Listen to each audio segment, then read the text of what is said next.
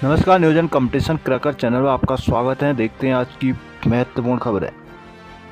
केदारनाथ में उमड़े श्रद्धालु, चुनावी बेला में केजरीवाल को अंतरिम जमानत मिली।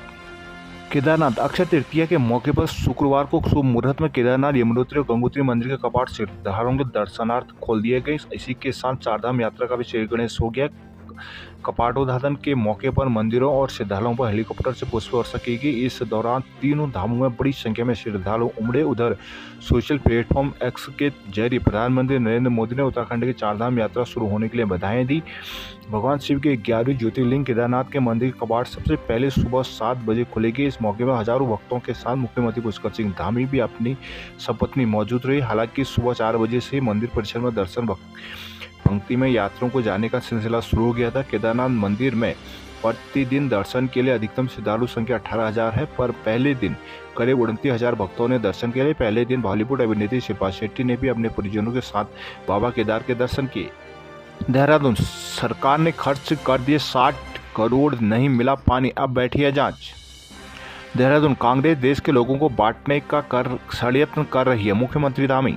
देहरादून विवादों में घिरी जल निगम की टेहरी कोशियार ताल पेयजल योजना की गड़बड़ियों की जांच होगी। 60 करोड़ रुपए खर्च होने के बाद भी आम लोगों को पर्याप्त पानी न मिलने पर विधायक टेहरी किशोर उपाध्याय लगातार योजना विभागीय इंजीनियरों पर सवाल उठा रहे हैं। शासन ने मुख्य महाप्रबंधक निर्माण बिंग कपिल सिंह की अध्यक्षता में 3 सदस्यीय जांच समिति का गठन कर दिया है। टेहरी जिले के जाखणीधार क्षेत्र के 70 गाँवों तक पानी पहुँचाने के लिए कोशियार ताल पंपिंग पेयजल योजना पर 2005 से काम शुरू कर दिया गया था। 53 गाँवों का जिम्मा जल निगम और 17 गाँवों का जिम्मा जल संसाधन पर कर रहा था। योजना का काम भी 3 चरणों में कराने के भी इंजीनियरों पर सवाल खड़े हुए। पहले 21.9 करोड़ पंपिंग योजना में खर्च हुए, लेकिन टैंक और लाइन नहीं बिछाए। दूसरे चरण में 15.7 करोड़ में काम शुरू हुआ तो गाँवों तक सप्लाई बिछाने की प्लानिंग नहीं हुई। इस पूरी प्रक्रिया में ही 19 साल लग गई, लेकिन लोगों की प्यास बुझाने का पुख्ता इंतजाम नहीं हो पाया। आलम यह है कि योजना को पूरा करने का जल मिशन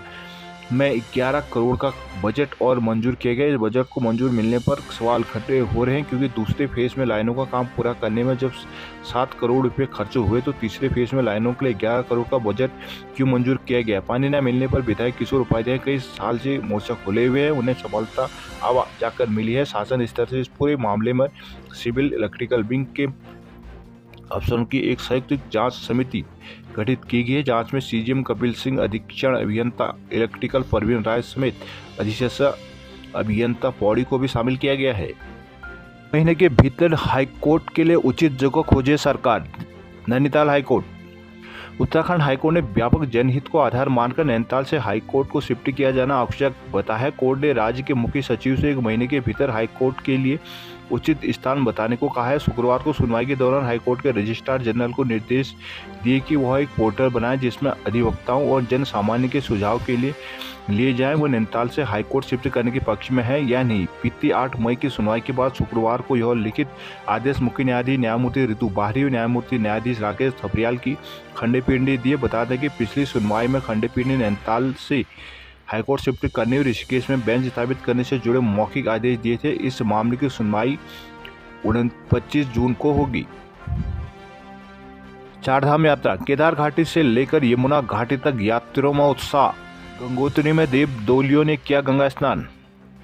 विश्व प्रसिद्ध गंगोत्री और यमुनोत्री धाम के कपाट शुक्रवार को अक्षय तृतीया के पर्व पर देश विदेश के श्रद्धालुओं दर्शनार्थ के लिए खोल दिए गए। यात्रा काल के आगामी 6 माह तक अब देश विदेश से आने वाले श्रद्धालु गंगोत्री यमुनोत्री में ही गंगा और यमुना के दर्शन के भागी बनेंगे। शुक्रवार को यमुनोत्री में प्रातः 6:29 पर मां यमुना की उत्सव डोली अपने शीतकालीन प्रवास खरसाली खुशीमठ से अपने भाई शनिदेव की अगुवाई में यमुनोत्री धाम के लिए रवाना हुई, जो 9 बजे यमुनोत्री धाम पहुंची, जहां रोहिणी नक्षत्र के बेला पर वैदिक मंत्रोच्चारण और विधि विधान के साथ तीर्थ पुरोहितों के द्वारा मंदिर के कपाट श्रद्धालुओं दर्शनार्थ खोल दिए गए।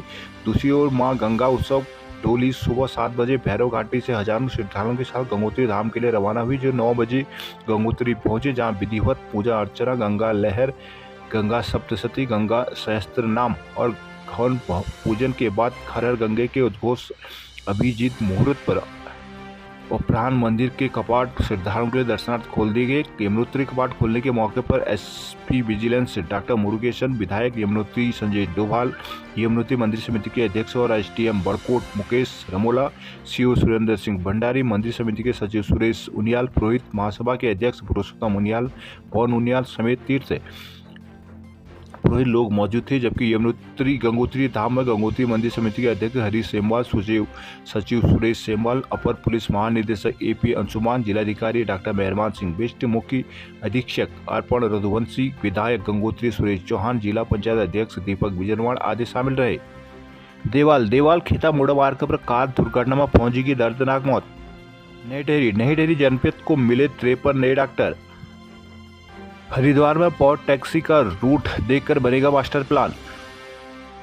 हरिद्वार ऋषिकेश कॉरिडोर बना रही कंपनी ने पॉट टैक्सी का प्लान जाना है। सीसीआर में शुक्रवार को हुई बैठक में उत्तराखंड मेट्रो रेल कॉर्पोरेशन की ओर से आए अधिकारियों ने कॉरिडोर का प्रोजेक्ट बना रही कंपनी को जानकारी साझा की। इसी के आधार पर कॉरिडोर को लेकर मास्टर प्लान तैयार किया गया। गंगा कॉरिडोर बना रही कंपनी हरिद्वार में पॉट टैक्सी बना रही मेट्रो रेल के अधिकारियों के साथ लंबी चर्चा की। कॉर्पोरेशन के अधिकारियों ने पॉट टैक्सी का रूट प्लान से लेकर पूरी जानकारी साझा की है। कॉर्पोरेशन के अधिकारियों ने व्यापारियों की ओर से किए जा रहे विरोध की भी जानकारी ली। साथ ही बदले गए नए रूट को लेकर भी चर्चा की। मालूम हो गंगा कॉरिडोर के लिए पूर्व में 2 एजेंसियों को जिम्मेदारी सौंपी गई थी। यह एजेंसी हरिद्वार ऋषिकेश कॉरिडोर के प्लान को लेकर पूरा रोड मैप तैयार करने में जुटी थी। परियोजना के निर्माण कार्य के लेकर हुई बैठक में एजेंसियों की ओर से जो रोड मैप तैयार किया गया था उस पर विस्तृत चर्चा की गई।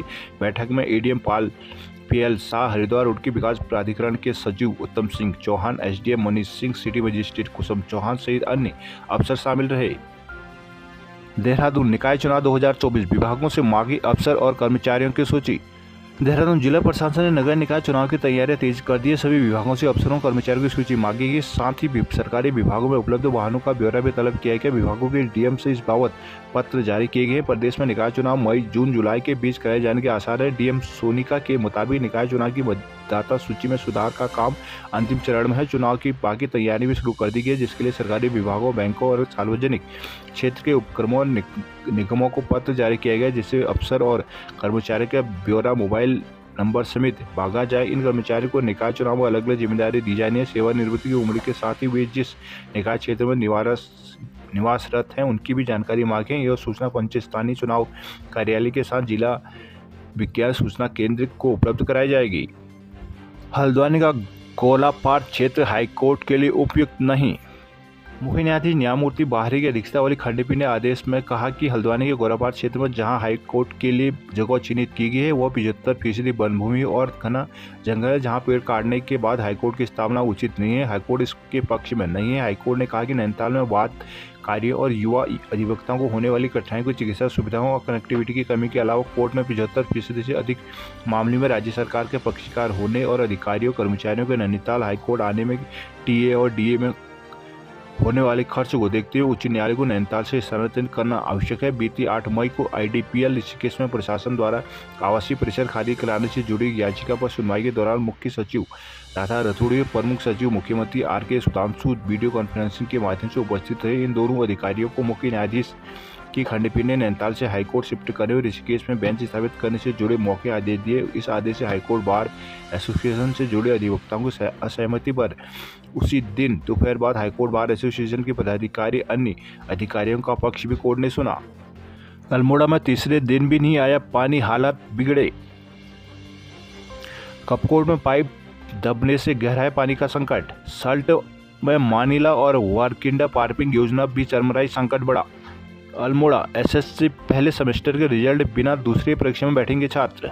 अल्मोड़ा एसएससी विश्वविद्यालय में आए दिन गजब मामले सामने आ रहे हैं। अब एक और मामला सामने आया। इस बार एसएससी स्नातकोत्तर द्वितीय सेमेस्टर की परीक्षाएं प्रथम सेमेस्टर के परीक्षाफल जारी होने पहले होगी। शासन स्तर से अब तक रिजल्ट जारी नहीं होने के कारण विश्वविद्यालय प्रशासन को आनंद फानों में परीक्षा फॉर्म भरवाने पड़ रहे हैं। आज यानी शुक्रवार से छात्रों की द्वितीय सेमेस्टर परीक्षाएं होनी है। एसएससी विश्वविद्यालय के अधीन 4 जिलों में 36 कॉलेज और 4 परिसर है। इस बार विश्वविद्यालय में स्नातकोत्तर पूर्वी शासन स्तर से समर्थन पोर्टल के माध्यम से हुए थे, जिसके तहत स्नातकोत्तर प्रथम सेमेस्टर का रिजल्ट भी शासन की ओर से निकला जाना था। शासन स्तर से कार्य होने पर छात्र छात्राओं को समय पर रिजल्ट जारी होने की उम्मीद थी, लेकिन छात्रों की उम्मीदों पर पानी फिर गया। अब तक प्रथम सेमेस्टर का रिजल्ट ही नहीं जारी हो पाया है, जबकि आज ये शुक्रवार के से छात्रों की द्वितीय सेमेस्टर परीक्षाएं शुरू होने हैं। रिजल्ट जारी न होने का कारण भी विश्वविद्यालय शासन के बीच सही सामंजस्य का न होना माना जा रहा है। पूरे विश्वविद्यालय में स्नातकोत्तर द्वितीय सेमेस्टर 1500 से अधिक छात्र छात्राएं अध्ययनरत है। एक तरफ छात्रों को रिजल्ट की चिंता सता रही है, तो दूसरी तरफ उन्हें परीक्षाएं भी देनी है। उन्होंने जल्द से जल्द रिजल्ट जारी होने की भी मांग की है।